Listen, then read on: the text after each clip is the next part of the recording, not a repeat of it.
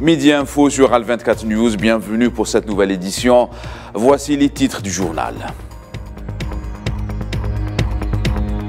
L'entité sioniste récidive, nouvelle incursion de la mosquée Al-Aqsa par les forces d'occupation et les colons. Le Conseil de sécurité de l'ONU tient une session extraordinaire pour discuter des violations sionistes des lieux saints. Dans un entretien diffusé par Al Jazeera Podcast, le président algérien Abdelmadjid Tebboune affirme que l'Algérie n'abandonnera jamais la Palestine pour qui elle est prête à tous les sacrifices. Une première depuis 7 ans, les chefs de la diplomatie iranienne et saoudienne côte à côte lors d'une réunion à Pékin. Un communiqué conjoint annonce un nouveau processus de rapprochement entre Riyad et Téhéran. Sport football, place au match coup près pour les clubs algériens en compétition africaine. Le Mamelodi Sundowns au menu du Serbe Belouizdad et la JS Kabylie affronte l'Espérance de Tunis. Et l'USAM Alger sera opposé à l'Aïsfar pour le compte des quarts de finale.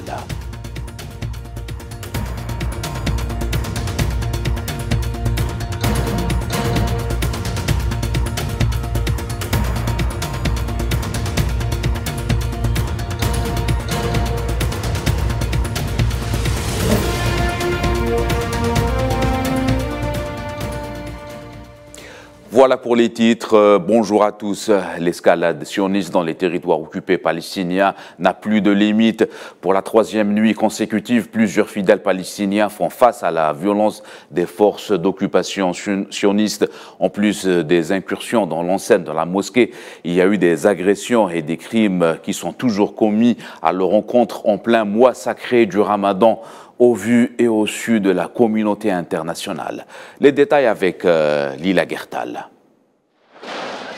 Comme si les bastonnades sur les Palestiniens durant le recueillement et les incursions sauvages de la horde sioniste à l'intérieur de la mosquée, pendant que les fidèles accomplissaient leurs prières, ne suffisaient pas, l'armée sioniste poursuit pour le 3e jour consécutif ses incursions à l'intérieur même des mosquées dans des tentatives vaines d'en extraire les fidèles par la force et la violence la plus extrême.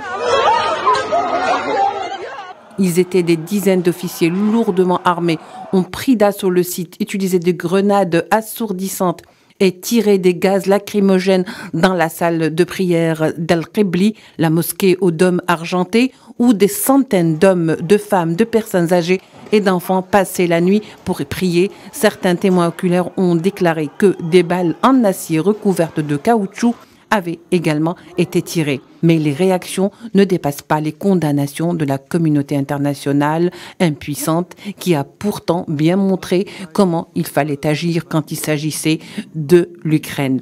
Le scénario de la terreur reprend très tôt ce matin après une nuit mouvementée pour les Palestiniens. Des groupes de colons ont investi à l'aube de ce matin l'esplanade d'Al-Aqsa par la porte des Maghrébins avec la protection et la bénédiction et sous surveillance rapprochée des forces sionistes venues célébrer Pâques sur l'esplanade alors que dans le même temps, des Palestiniens étaient empêchés par la force de se rendre à la mosquée. Un accès interdit aux moins de 40 ans et des arrestations pour le reste des fidèles palestiniens. Les groupes du mouvement du Temple qui facilitent les incursions de Juifs sur le site et plaident pour la destruction d'Al-Aqsa ont appelé à des assauts massifs tout le long de la semaine de Pâques qui a déjà commencé ce mercredi.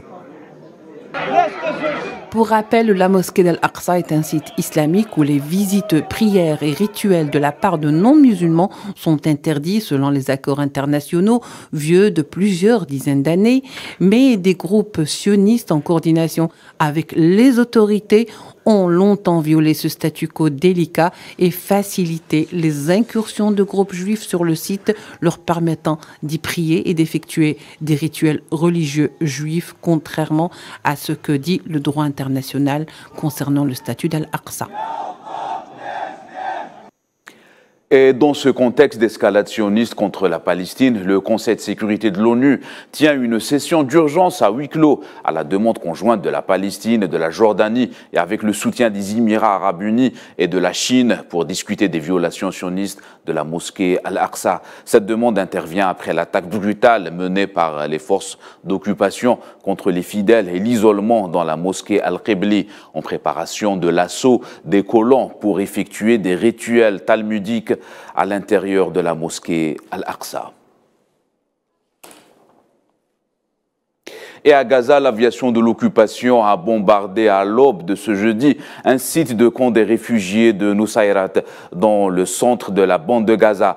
La presse locale évoque un drone de reconnaissance qui a pris pour cible un endroit du camp, causant des dégâts matériels. À noter également que plusieurs bombes assourdissantes ont ciblé le littoral de la ville de Beit Lahia dans le nord de la bande de Gaza.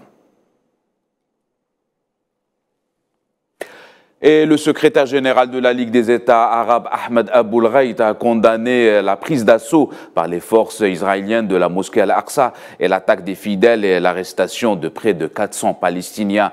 La Ligue arabe souligne dans un communiqué que ces actions irresponsables dans les lieux saints affectent les sentiments religieux des millions de musulmans à travers le monde, en particulier pendant le mois sacré du Ramadan. Le porte-parole officiel du secrétaire général a quant à lui appelé la communauté internationale à agir rapidement afin de repousser l'occupant et arrêter cette escalade dangereuse.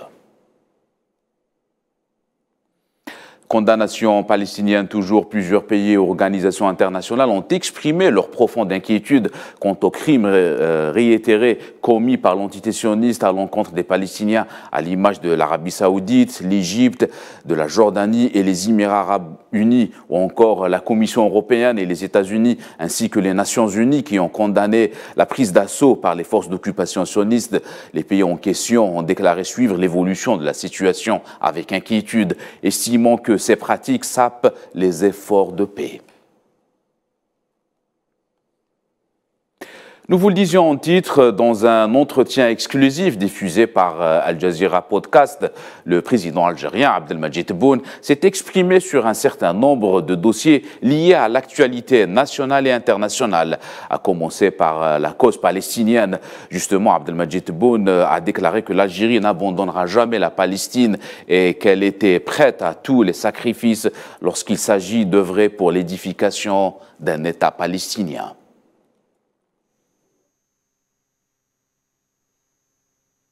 احنا اعتقد قلناها وشي بديهي حتى ولو ما قلناهاش من البديهيات ان استقرار الشرق الاوسط واستقرار يعني العالم، لان حتى العالم متاثر بما يجري في الشرق الاوسط، هو الدوله الفلسطينيه كامله الاركان. ما فيش دوله فلسطينيه يبقى عدم الاستقرار، حب من حب وكره من كره.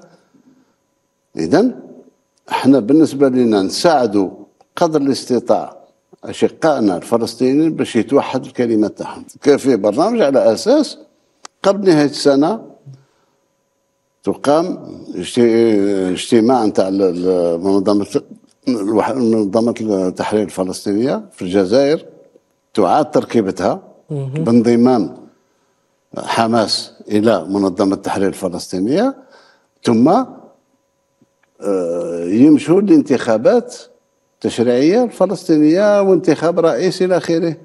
ولكن احنا بالنسبة لفلسطين مستعدين لكل التضحيات، معلش. وما بين المخرجات تاع القمة العربية أن نوصل فلسطين إلى دولة كاملة الحقوق في الأمم المتحدة ولو هي مستعمرة.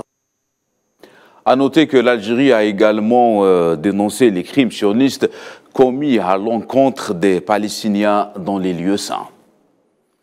Interrogé sur le dossier libyen, le chef de l'État algérien a réitéré le message de l'Algérie quant à une solution à la crise chez le pays voisin, le processus électoral. هو كل ليبيين، كل الأشقاء الليبيين يعرفوا باللي الجزائر تحترم القرار السيادي الليبي. الجزائر عمرها ولا قبلت هذه التغييرات. كل واحد يعني مرة يجوا أسامي مرة يجوا أسامي أخرى، ولا مش حل هذا بلسم. يعني إنسان فيه مرض خطير تعطيه الأسبرين ما مسكن للألم. مسكن للألم. احنا كل الأطراف على مسافة واحدة، ما عندناش، ما نقبلش تلاعبات. أنا قبلت وصرحت باللي تغيير الحكومات ما جابش نتيجة، جاب حتى نتيجة وما يجيبش. الحل السيادي اللي يخلي الشعب الليبي ينطق هي الانتخابات. Abdelmadjid Tebboune est également revenu sur le dossier sahraoui. Il estime que le peuple sahraoui a tout à fait le droit de décider seul de son destin via le référendum d'autodétermination. قضية الصحراء الغربية قضية بين يدين الأمم المتحدة، والكلمة الأولى والأخيرة ليست للجزائر. الكلمة الأولى والأخيرة للشعب الصحراوي. راهم جيران، أنا نساعدهم كشعب وخلهم يقرروا مصيرهم. ما نقبلش باش الشعب في حدودنا الشعب يقهر بالقوة. Dossier sahraoui toujours, le Conseil de sécurité de l'ONU va se pencher dans quelques jours sur le dossier du Sahara occidental. Le rendez-vous est pris pour le 19 avril prochain, date à laquelle le Conseil tiendra une session fermée sous la présidence de la Russie, conformément à l'agenda de débat. Les membres du Conseil de sécurité travailleront sur un exposé de l'envoyé spécial pour le Sahara occidental, Stéphane de Mistura. L'actualité au Moyen-Orient et également les ministres iraniens et saoudiens des Affaires étrangères se sont rencontrés à Pékin, selon la réconciliation des deux puissances du Moyen-Orient après des années de fortes tensions.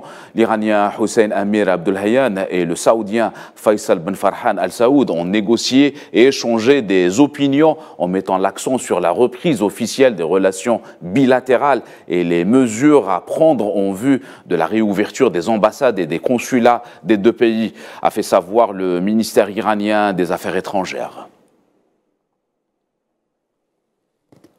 Actualité continentale au Soudan, la signature de l'accord de transition initialement prévu pour ce jeudi a été une nouvelle fois reportée en raison de la reprise des pourparlers entre militaires les 1er et les 6 avril, a affirmé dans un communiqué le bloc des forces de la liberté et du changement. Déjà repoussé la semaine passée la signature de l'accord cadre prévoyant l'unification de l'institution militaire et à la formation d'un gouvernement civil jusqu'à la tenue d'élections n'aura donc pas lieu comme prévu. Pour le moment, aucune autre date n'a été avancée par le porte-parole de l'accord cadre.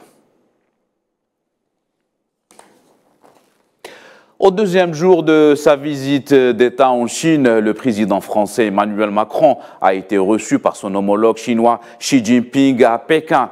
Les discussions entre les deux hommes ont porté sur un ensemble des dossiers liés à la coopération bilatérale, mais également internationale. Les deux chefs d'État ont à ce titre appelé à des pourparlers de paix le plus vite possible pour mettre fin au conflit en Ukraine, rejetant aussi tout recours à l'arme nucléaire. Macron et Xi Jinping. Merci beaucoup, Monsieur le Président.